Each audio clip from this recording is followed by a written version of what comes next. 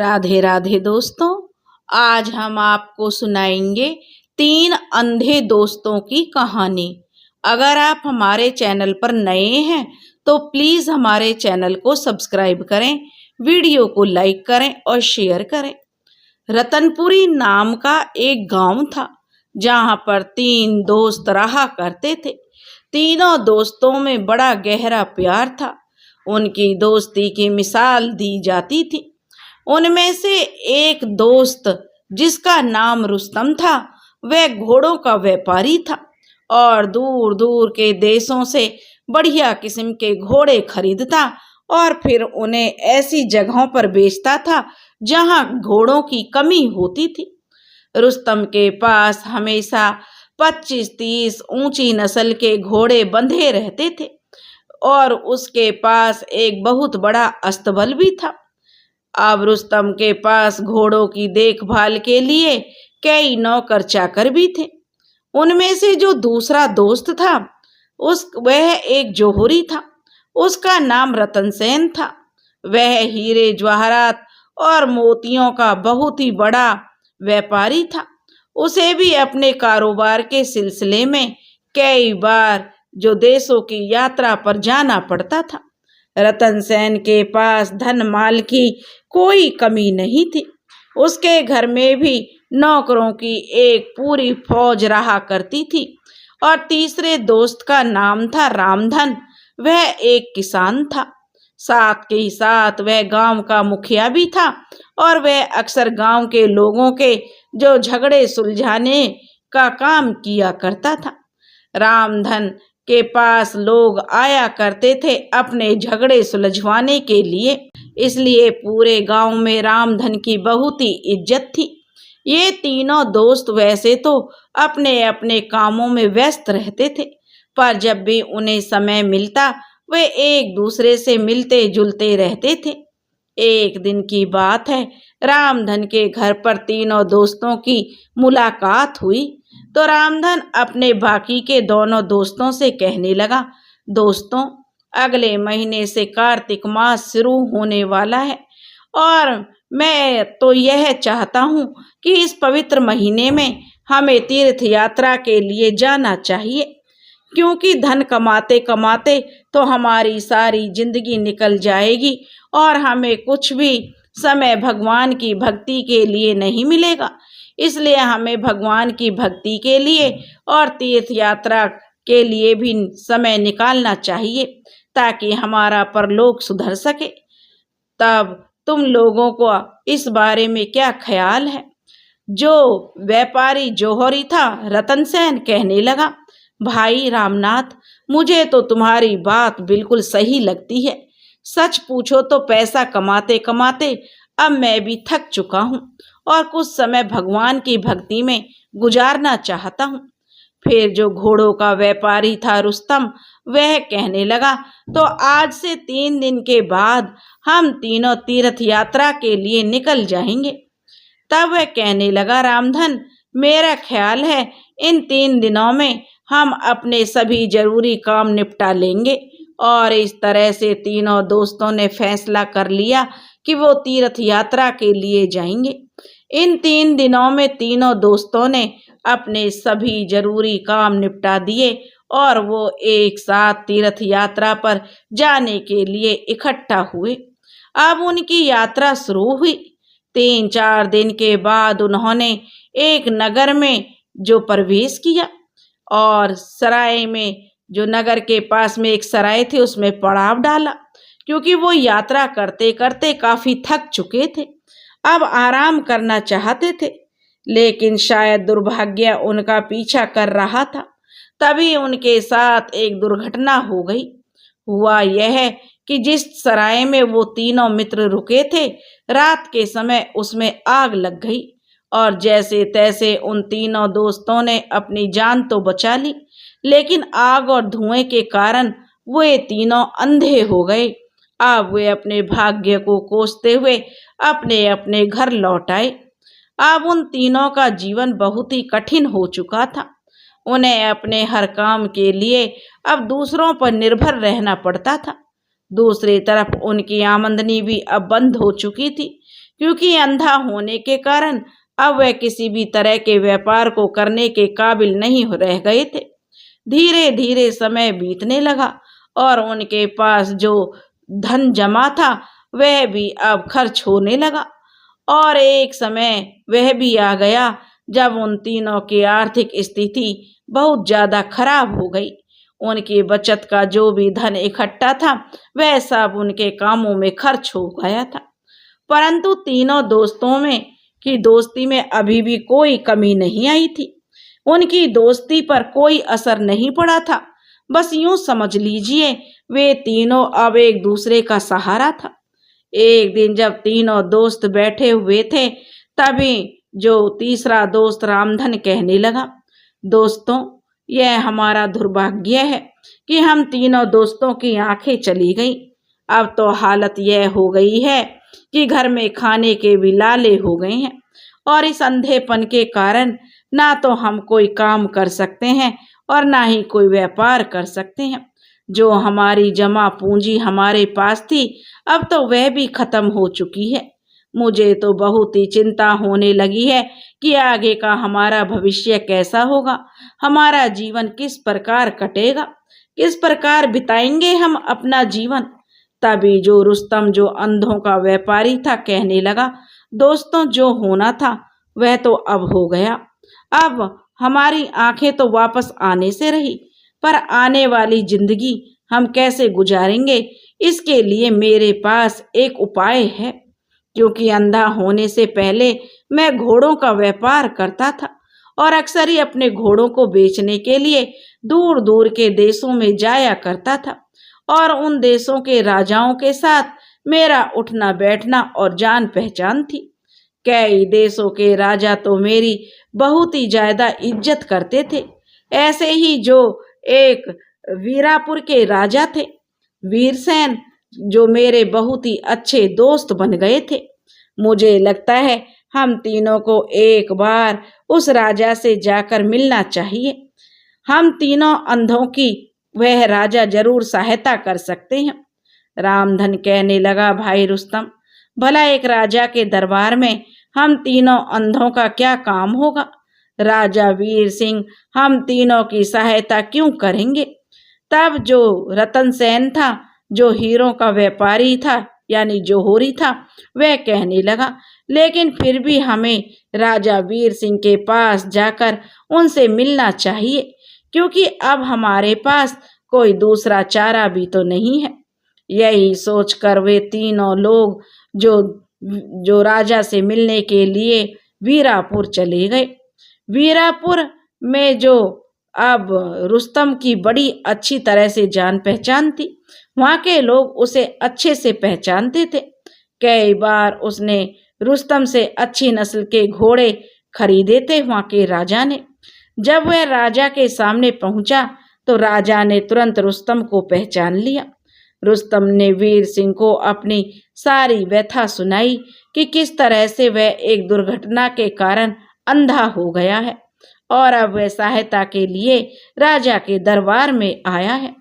राजा ने जब उन तीनों की कहानी सुनी तो उसे उन तीनों पर बहुत तरस आने लगा। राजा ने कहा, अगर मैं आप तीनों को अपने दरबार में रख लूं तो आप मेरे लिए क्या काम कर पाएंगे? तब तीनों अंधे मित्र कहने लगे, रुस्तम ने कहा, पहले महाराज, बेशक हम तीनों मित्रों की आंखें जा चुकी हैं, हम अंधे हो चुके हैं, परंतु हम तीनों अपने अपने हुनर में माहिर हैं और मुझे लगता है हम सलाहकार के तौर पर आपके दरबार में काम कर सकते हैं। आप मुझे ही देख लीजिए महाराज, मैं पिछले कई सालों से घोड़ों का व्यापार कर रहा हूँ। मुझे हर किस्म के घोड़े की अच्छी तरह से पहचान है। यदि आपको कभी घोड़ा खरीदना होगा तो मैं आपकी उसमें सहायता कर सकता हूँ। घोड़ा कैसा है, उसकी नस्ल कैसी है, अच्छी या घटिया, वह शिकार के लायक है या यूं ही उस पर जो पैसे लुटाए जा रहे हैं, यह सब कुछ मैं आपको बता सकता हूँ।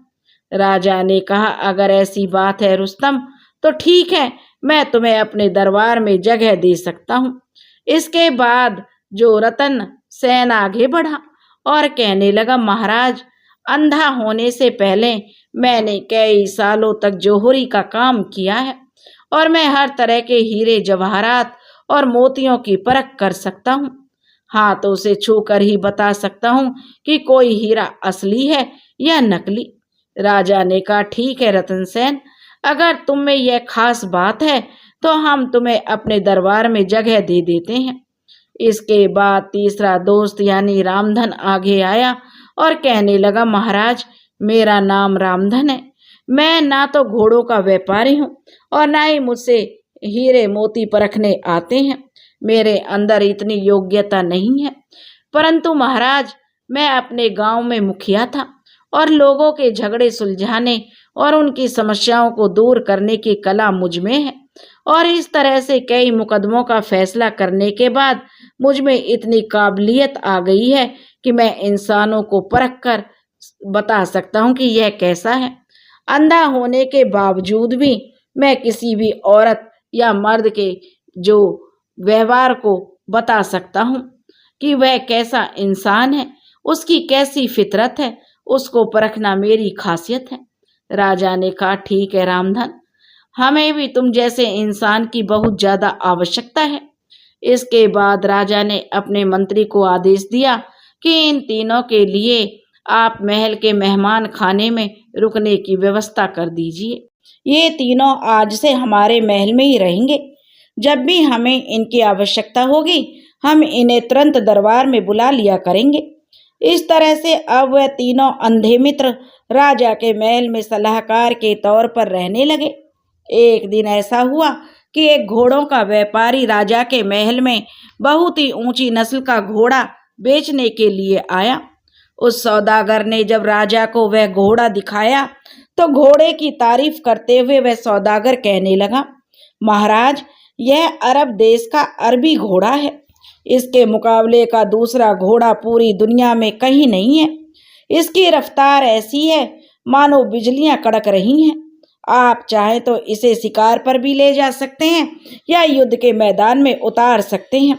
यह हमेशा आपकी कसौटी पर खरा उतरेगा। राजा उस घोड़े की कदकाठी और उसके शरीर को देखकर बहुत प्रभावित हुआ और उसने घोड़े को खरीदने का फैसला कर लिया। सौदागर ने कहा, महाराज, क्योंकि यह घोड़ा बहुत ही खास है इसलिए इसकी कीमत जो 10,000 स्वर्ण मुद्राएं हैं। घोड़े की इतनी ऊंची कीमत सुनकर राजा का माथा ठनका। राजा सोचने लगा, आज तक मैंने इतनी ऊंची कीमत का घोड़ा नहीं खरीदा। इतना महंगा घोड़ा खरीदने से पहले क्यों ना मैं अपने सलाहकार अंधे रुस्तम मित्र की सलाह ले लूं। यह सोचकर राजा ने अपने एक नौकर को रुस्तम को बुलाकर लाने के लिए कहा। जब रुस्तम को बुलाने नौकर गया, जब नौकर के साथ रुस्तम वहां पहुंचा तो राजा ने रुस्तम को घोड़े की सारी बात बताई कि एक ऊंची नस्ल का घोड़ा है जिसे मैं खरीदना चाहता हूं, इसलिए तुम्हें बुलाया गया है कि अपना अनुभव से बताओ कि यह कैसा घोड़ा है।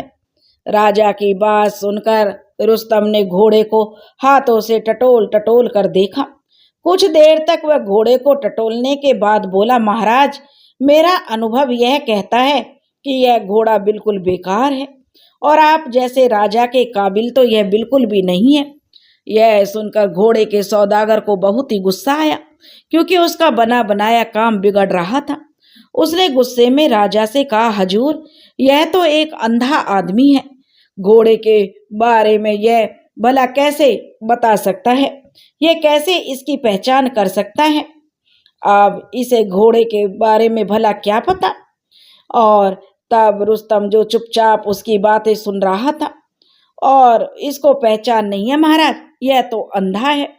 तब घोड़े के सौदागर ने उसके बारे में कुछ एक दो बातें ऐसी कही जिससे सौदागर की बात सुनकर जो महाराज से जो रुस्तम कहने लगा, महाराज, अगर आपकी अनुमति हो तो यह अंधा भी कुछ कहना चाहता है। राजा ने रुस्तम को आज्ञा दी तो रुस्तम कहने लगा, महाराज, असल में यह घोड़ा बीमार है।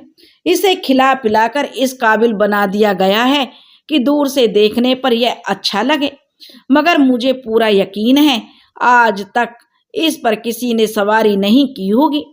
जब मैंने इसके शरीर पर हाथ फेरा तो इसकी कमर पर जब जोर से हाथ मारा तो यह घोड़ा कांपने लगा। अगर आपको मेरी बातों पर विश्वास नहीं है तो आप खुद इस घोड़े पर सवार होकर देख लीजिए। घोड़ा एक कदम भी नहीं चलेगा और बिदकना शुरू कर देगा।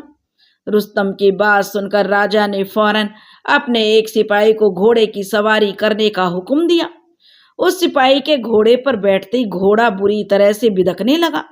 यह देखकर दरबार में मौजूद सभी लोग हैरान रह गए। वह घोड़ा एक कदम भी नहीं चल पा रहा था। अब राजा को रुस्तम की काबिलियत देखकर बहुत ही प्रसन्नता हुई। उसने सौदागर को फटकार लगाई कि तुम इस राज्य में आकर हमारे साथ धोखा करना चाहते हो। इसके लिए तुम्हारे ऊपर 10,000 असरफियों का जुर्माना लगाया जाता है और यह असरफियां तुमसे वसूल करके इस अंधे रुस्तम को दी जाएंगी। और फिर ऐसा ही किया गया। सौदागर से 10,000 असरफियां जो वसूली गईं और अंधे रुस्तम को दे दी गईं। राजा के खजाने में एक बहुत ही बेशकीमती और बड़े आकार का मोती था। राजा चाहता था कि उसके पास बिल्कुल इसी तरह का एक और मोती भी होना चाहिए। कुछ दिनों के बाद राजा ने एक जौहरी को बुलाया और जौहरी से एक और मोती लाने के लिए कहा। जौहरी राजा को ठीक उसी तरह का एक और मोती जो पेश करने के लिए आया और वह मोती राजा को बहुत पसंद आया। राजा ने जौहरी से वह मोती खरीदने की इच्छा जाहिर की। जौहरी ने कहा, महाराज, इस मोती की कीमत 5,000 असरफियां है। तब राजा ने सोचा क्यों न मोती को खरीदने से पहले अपने अंधे जौहरी मित्र रतन की सलाह लेनी चाहिए। उसने तुरंत एक नौकर को भेजकर अंधे रतन को बुलवाया। रतन सेन वहां पर आया और हाथों में मोती को लेकर कुछ देर तक उसे टटोलता रहा और फिर जो मोती राजा के पास था उसे भी उसने अपने हाथ में ले लिया और बहुत देर तक उसकी जांच करता रहा। कुछ देर बाद उसने कहा, महाराज, मेरा अनुभव यह कहता है कि यह मोती आप 5,000 असरफियां देकर खरीदना चाहते हैं, लेकिन यह मोती तो बिल्कुल नकली है। अब जो जौहरी उस मोती को बेचने आया था, उसने जब उस अंधे रतन सेन की बात सुनी तो उसे बहुत ही ज्यादा गुस्सा आया। वह अंधे रतन सेन को भला बुरा कहने लगा। यह जौहरी कहने लगा, महाराज, यह तो अंधा है, भला इसे मोती की क्या पहचान है। जौहरी की बात सुनकर राजा ने अंधे रतन सेन से पूछा, रतन सेन, तुम इस मोती को नकली क्यों बता रहे हो? क्या तुम इस बात को साबित कर सकते हो? रतन सेन ने कहा, हाँ महाराज, मैं अपने अनुभव से कह रहा हूँ कि यह मोती नकली है। तभी रतन सेन ने जो एक नौकर से एक पत्थर मंगवाया और उसके बाद रतन सेन ने राजा के पास जो मोती था उसे लिया और उस मोती को जमीन पर रखकर पत्थर की एक जोरदार चोट मारी, लेकिन पत्थर की चोट से मोती फिसलकर दूर जा गिरा। अब रतन सेन ने जौहरी का मोती जमीन पर रखा और इस पर पहले की तरह ही उसी पत्थर से चोट मारी। पत्थर की चोट खाते ही जौहरी का मोती चकनाचूर हो गया। यह देखकर राजा हैरान रह गया। उसने जौहरी को फटकार लगाई और कहने लगा कि तुम एक राजा के साथ बेईमानी करना चाहते हो। हम चाहे तो अभी के अभी तुम्हारा सर कलम करवा सकते हैं, पर हम व्यापारियों की इज्जत करते हैं, इसलिए तुम्हें जान से नहीं मारेंगे, परंतु धोखेबाजी करने की सजा तो तुम्हें जरूर दी जाएगी। इसलिए इस सजा यह है कि तुम्हें 5,000 असरफियों का जुर्माना भरना पड़ेगा। और इस तरह राजा ने उस जौहरी से 5,000 असरफियों का जुर्माना लिया और वह असरफियां अंधे रतन सेन को दे दी। राजा रतन सेन के काम से बहुत ही खुश था कि रतन सेन के रूप में उसे एक बहुत ही गुणी आदमी मिल गया है। और फिर राजा ने फैसला किया कि उसने जो 2 अंधे आदमियों का इम्तिहान ले लिया है, ये दोनों मेरे लिए बहुत ही फायदेमंद साबित हुए हैं। क्यों ना अब तीसरे आदमी यानी रामधन का भी इम्तिहान ले लिया जाए, जिससे कि उसकी काबिलियत भी साबित हो सके। अब राजा ने कहा कि वह इंसानों की परख कर सकता है।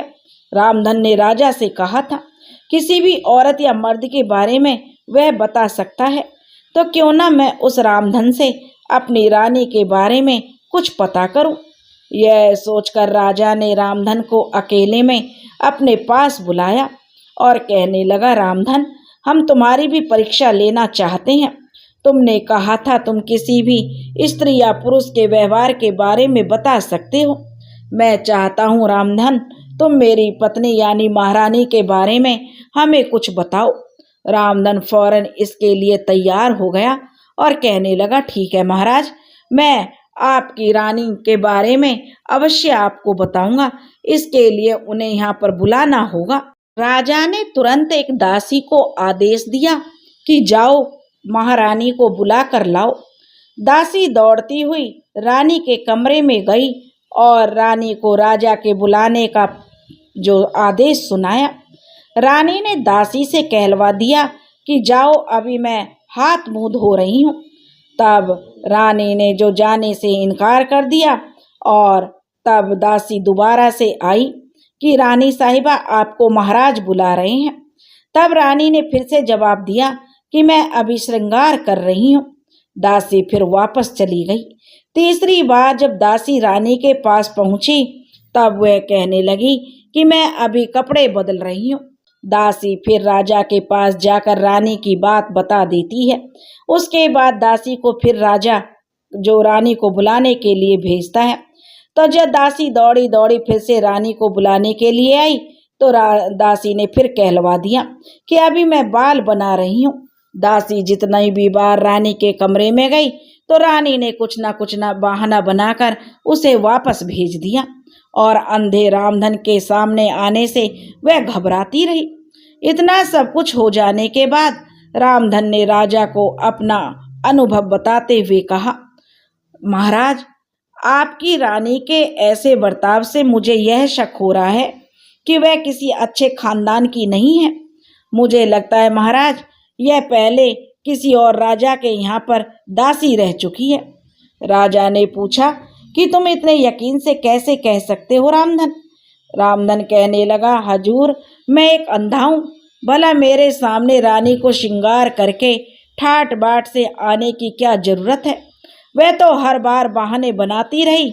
इससे मुझे शक हुआ कि जरूर दाल में कुछ काला है, इसलिए तो वह मेरे सामने आने से कतरा रही है। रानी के बारे में सच्चाई जानकर राजा को मनी मन बहुत गुस्सा आया। राजा ने उसी वक्त अपने ससुराल कुछ सिपाहियों को भेजा सच्चाई जानने के लिए। सिपाही जाकर सिपाहियों को आदेश दिया कि जाओ और सच्चाई मालूम करके आओ। राजा की यह बात जब रानी को मालूम हुई कि वह एक राजघराने की नहीं बल्कि किसी एक छोटे से खानदान की है तो राजा बहुत ही हैरान रह गया, क्योंकि सिपाहियों ने जाकर रानी के बारे में पूरी पूछताछ की और उसकी सच्चाई सामने आ गई। अब रानी पर जो राजा जुर्माना तो नहीं कर सकता था।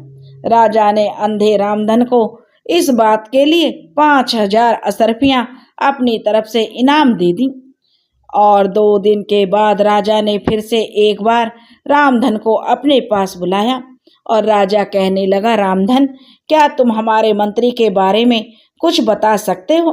रामधन कहने लगा, जी महाराज, आपके मंत्री के बारे में बताना कोई बड़ी बात नहीं है। आपका मंत्री एक नंबर का मक्कार आदमी है। राजा ने पूछा, आखिर तुम ऐसा क्यों कह रहे हो?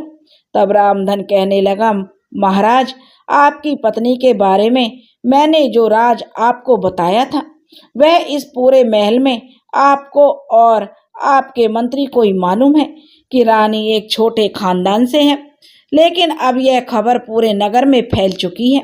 भला यह कैसे हो सकता है महाराज? जरूर आपके मंत्री ने यह बात घर जाकर अपनी पत्नी को बताई होगी। उसकी पत्नी ने अपनी पड़ोसन से कही होगी, फिर पड़ोसन ने किसी और मिलने वाली से उसका जिक्र किया होगा। इस तरह यह बात पूरे नगर में फैल गई, जिसे पता चलता है जिससे कि आपके मंत्री के पेट में कोई राज नहीं पच सकता। राजा ने फौरन अपने मंत्री को बुलाया और मंत्री से पूछा क्या हमारी पत्नी से जुड़े हुए राज को तुमने किसी से कहा था? मंत्री ने कहा, महाराज, यह बात मैंने सिर्फ अपनी पत्नी को बताई थी। अब राजा को पक्का यकीन हो गया कि अंधा रामधन बिल्कुल ठीक कह रहा था। इस तरह से राजा ने अब तीनों अंधों का इम्तिहान ले लिया। इसके बाद राजा ने तीनों अंधे दोस्तों को बुलाया और उनसे कहा कि तुम तीनों मेरे इम्तिहान में बिल्कुल खरे उतरे हो। अंधे होने के बावजूद भी आप लोग बहुत ही गुणवान और अक्लमंद हैं। इसलिए मैं आप तीनों को अपने दरबार में सलाहकार के तौर पर रखता हूँ। आज के से जो आपके रहने और खाने की व्यवस्था महल में की जाएगी। इधर अब तीनों अंधे दोस्त राजा के महल में रहने लगे और अंधे होने के बावजूद भी उनमें जो गुण था वह उनके अंधेपन को भी के कारण भी जो सामने आया। कहते हैं जिसमें जो गुण होता है उसे कोई नहीं रोक सकता, गुण जरूर सामने आते हैं। अब तीनों दोस्त अंधे होने के बावजूद भी राजा के महल में राजा के साथ खुशी खुशी रहने लगे। दोस्तों, अगर आपको यह कहानी पसंद आई हो तो प्लीज़ हमारे चैनल को सब्सक्राइब करें, वीडियो को लाइक करें और शेयर करें। राधे राधे।